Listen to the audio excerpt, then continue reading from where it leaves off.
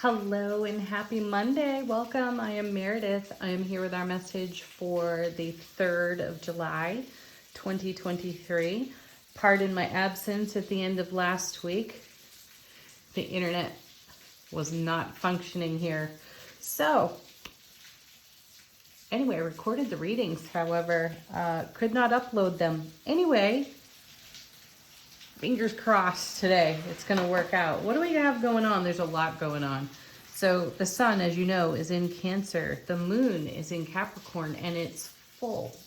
It will be full in about an hour from now. Very early this morning. And we've got Mars in Venus, still hanging out in Leo. And I updated myself on the retrograde planets. So I had left out Saturn. So we've got Neptune, Pluto, and Saturn in retrograde. I have a little cheat sheet here for the benefits of this. How can we make the most of it? So what happens when Neptune is retrograde is that we begin to revise our dreams. And we begin to take a different approach with our creativity when it comes to fulfilling those dreams. And certainly we've witnessed that in the recent card readings.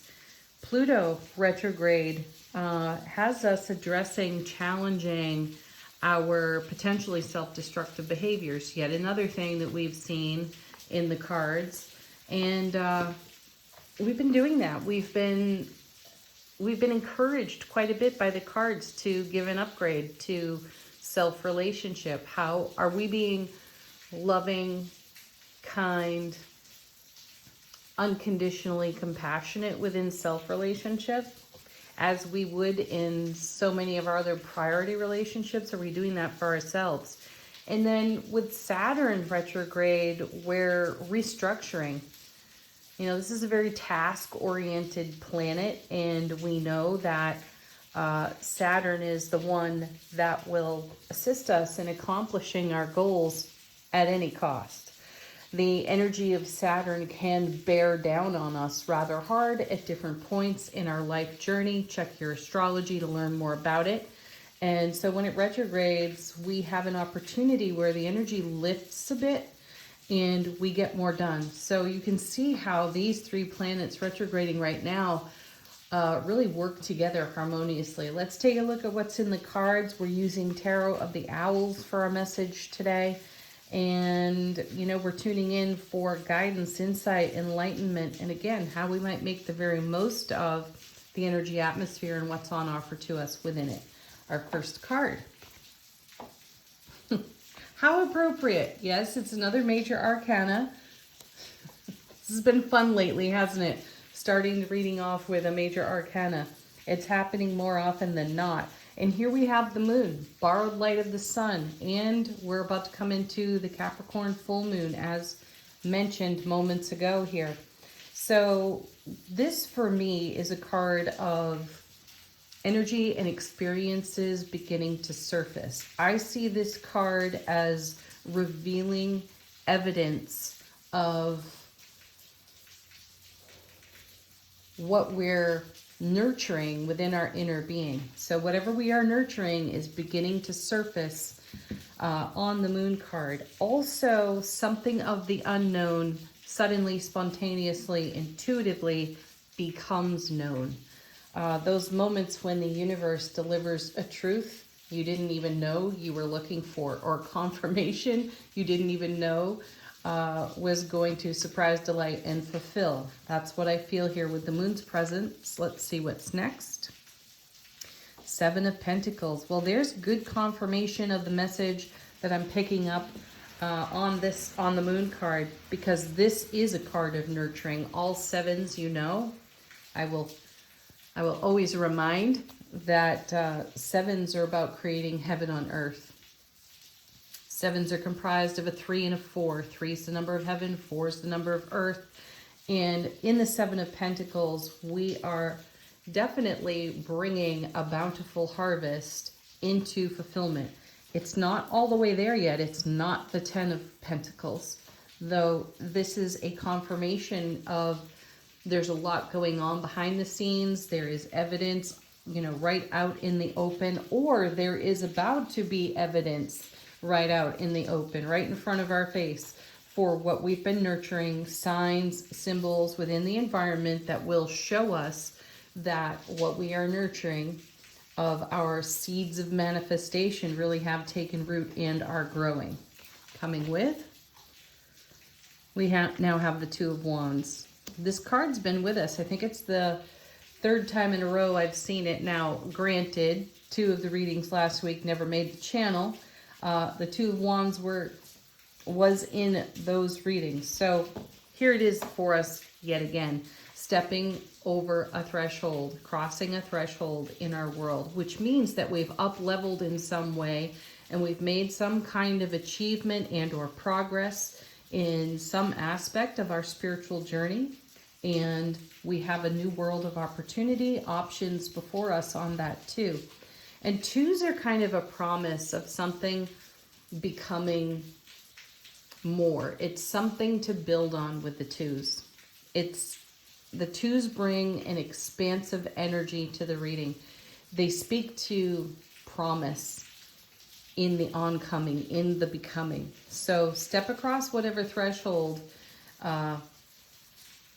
you've been targeting or aiming for here, because energy is surfacing out of the full moon energy. It's surfacing here in the moon card within the reading. It's connected to what we're nurturing with unconditional love in our inner being, and it is becoming something so much more. So take a leap of faith today. Oh my goodness. And partnered with yet another 2. Here's 2 of Swords. This is a card of deep intuition. We go within, we listen to the inner being, we listen to the inner oracle here, and we make a decision and we make a choice. The 2 of Swords has recently become one of my more favorite cards. Perhaps I'm working with it on a more personal level, on a deeper level. Though this card speaks of the pause in the action. I feel the essence of the Hanged Man on this card. And it's a purposeful pause so that we can garner our gains and really listen to our own intuitive guidance and follow through on that intuitive navigation. Let's see the next set of 3 cards. What I'm getting at here is there's not a sense of urgency, and oftentimes I hear this card spoken over in a less than favorable way. There appears to be some sort of sad energy connected to the card as I hear it from other readers. And, I don't necessarily subscribe to that. I think that this is a wise choice to pause in any action that's unfolding in the now moment so that we can consider how we step across a threshold, so we can consider how we move through the doorways of opportunity, most especially in a heightened intuitive energy atmosphere. We're listening to the inner guidance wisely, and sometimes that takes a quiet moment or 2.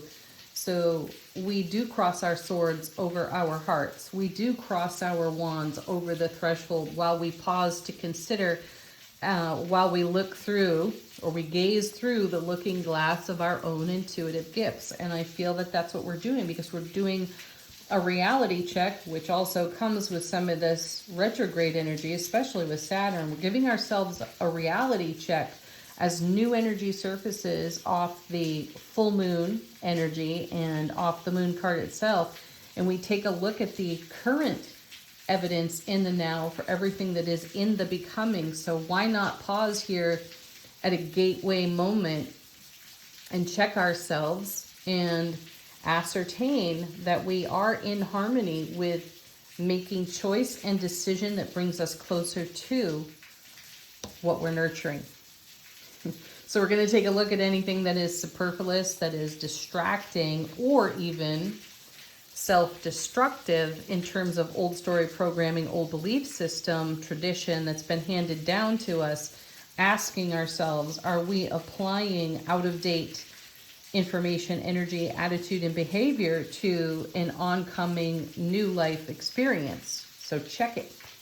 All right, next set, 3 cards. Look at this. We have the 9 of Cups, the Wish card. See, again, This confirms the message for me that we're pausing in the action to determine if we are moving within our heart-centered awareness, or are we being influenced by other awarenesses that may or may not be, that may not be in harmony with the achievement, with the divine flow of allowing that we have chosen for ourselves here.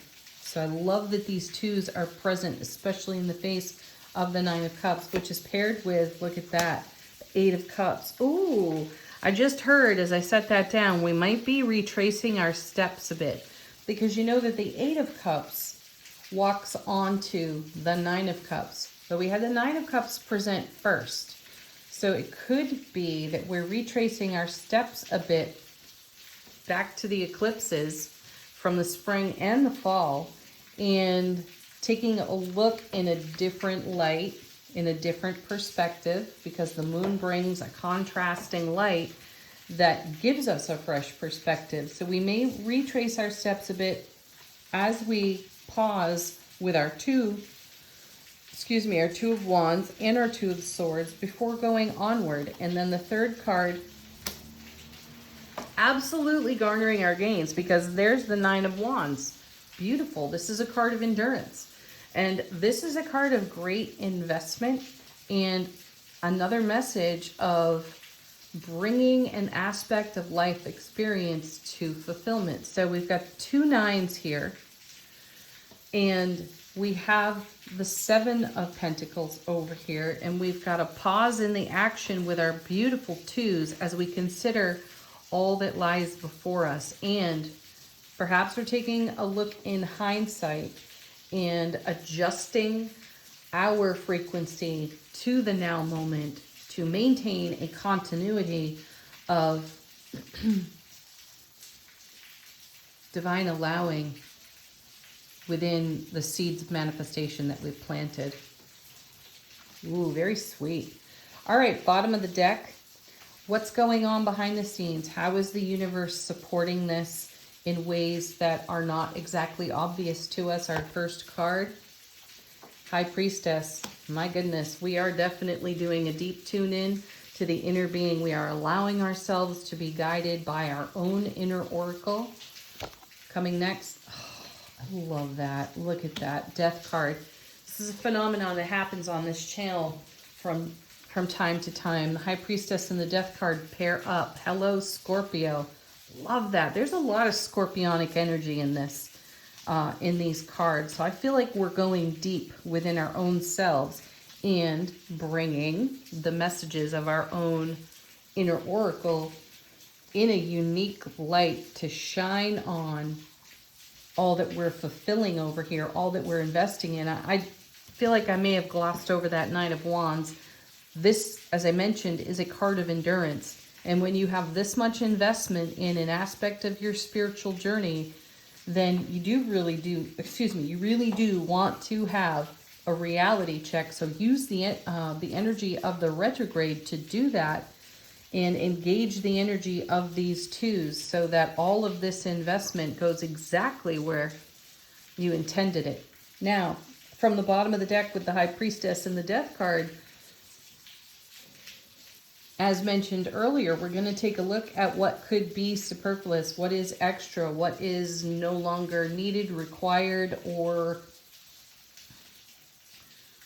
reasonable for the now moments. The Death card will transform that. The High Priestess will highlight it for us through our intuitive awareness, and the Death card will transform to keep the beginning in the end and the end in the beginning. Wow. Oh my goodness, now we have another nine. Nine of Swords. We've got 3 nines on the table. So talk about fulfillment. And we may be feeling some Empress energy here.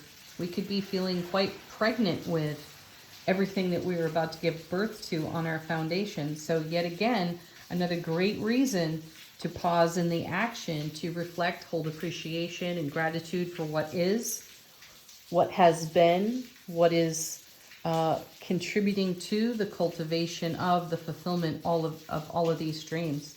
And then we have Temperance. I do love seeing that card as well, because this is a card of divine alchemy. And what a great card to see when you've got the High Priestess and the Death card. So this is all going on behind the scenes. There is a lot of transformation, divine alchemy, and there may have been a little bit of anxiety. This is the Anxiety Awake in the Middle of the Night card. It's, you know, vulture thoughts creeping in. And let's have gratitude for those, because they do give us, Moon, perspective.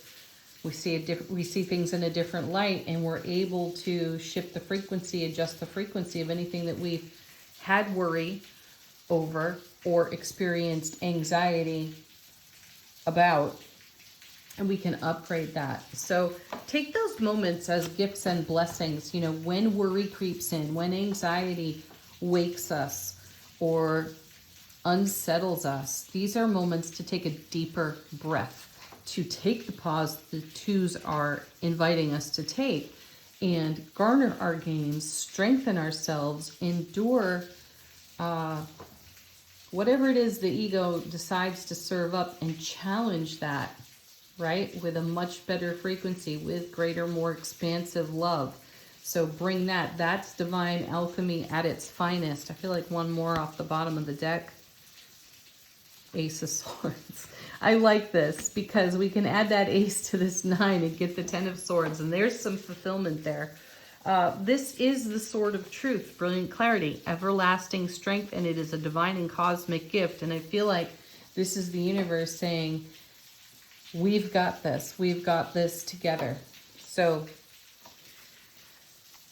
great intuitive expansion and awareness within the reading, an invitation to pause in the action, to have a reality check, to stay connected to what we're nurturing here in our beautiful 7, and all of the energy that we've invested in this, and for a long period of life experience, because we're talking about retracing our steps through some of the eclipse energies so that we come closer to our 9 of Cups fulfillment. Lovely, lovely, lovely energies. Let's take a look at the angel answers, confirmation, answering questions, getting a fresh message, or a message from your own guides, angels, ancestors. You're ready. For any of you doubting that, for any of you putting your 9 of Swords on your own readiness, yeah, you're ready. So trust yourself and trust your intuition. Recovery. This is a card that has come out in recent weeks.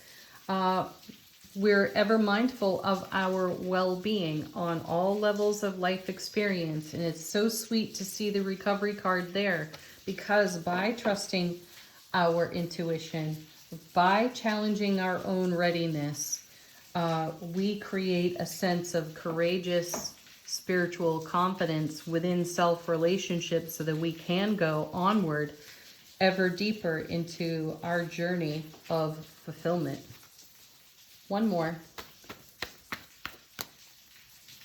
Just take a moment and think back when you were tentative about what you're nurturing in your heart space now, and see the difference. See the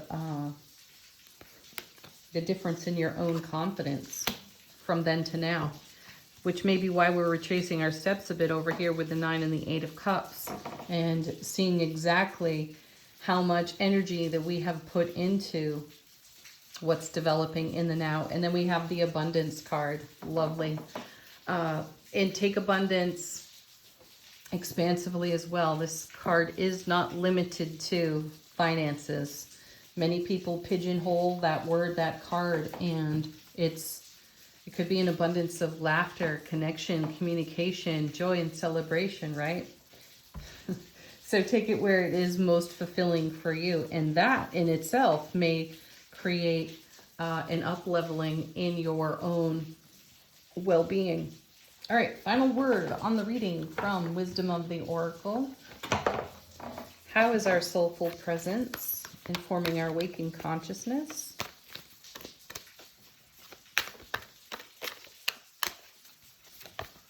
Ooh. Oh, so nice. Look at this one. Regeneration. That's confirmation of the Death card and the High Priestess working together for that matter. I feel guided to take the card off the bottom of this deck too. Here and now.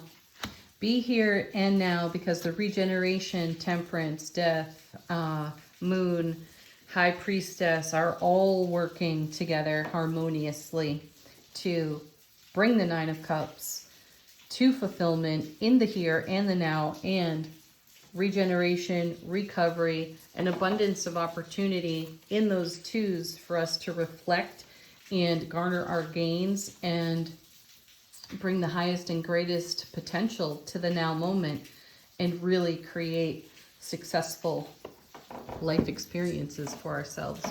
Peace, love, joy, happiness to each and every one of you. Happy Monday. Happy full moon in Capricorn. Namaste.